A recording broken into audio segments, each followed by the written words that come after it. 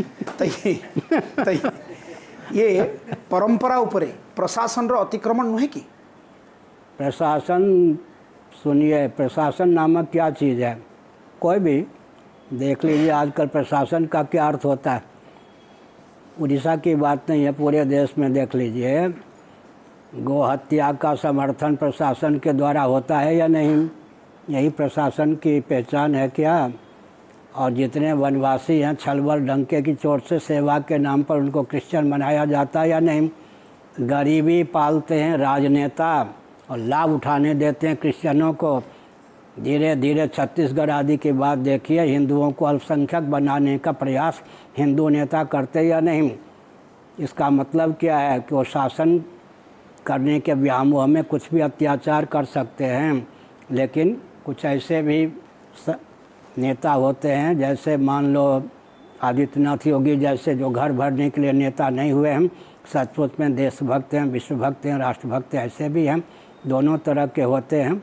लेकिन इसका अर्थ ये नहीं है कि राजनेता देश को चला सकते ठीक ढंग से। राजनेताओं को भी, जब राम जी को वशिष्ठ की आवश्यकता थी या नहीं, पृथ्वी जी को भृगु जी की आवश्यकता थी या नहीं, और युधिष्ठिर जी को व्यास जी की आवश्यकता थी या नहीं, धौम जी की आवश्यकता थी या नहीं, सुधन्वा को शंकराचार्य की आवश्यकता थी या नहीं, शिवाजी को समर्थ रामदास जी की आवश्यकता थी या नहीं, इसी प्रकार विक्रमादित्य जी को नवरत्न की आवश्यकता थी या नहीं।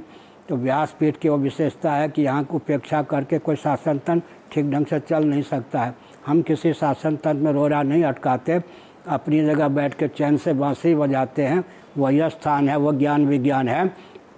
अगर कोई इससे वंचित रहे, जोठी अन्याय होची बा शंकराचार्य पीठ को असम्मान होची, शंकराचार्य से प्रतिवाद करेंगे नहीं। हम इनके सम्मान के ऊपर निर्भर नहीं करते। हमारा सम्मान देवलोक में भी है, ब्रह्मलोक में भी, इंद्रलोक में भी है।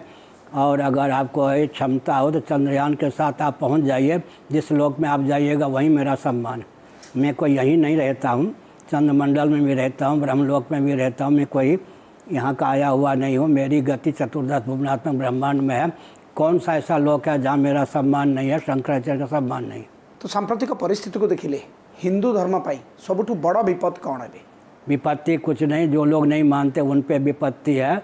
न अपने अस्तित्व की रक्षा कर पा रहे, न आदर्श की रक्षा कर पा रहे, न भोग उनको मिल रहा है, न मोक्ष मिल रहा है। धर्म पर विपत्ति नहीं। धर्म की विपत्ति का अर्थ क्या होता है?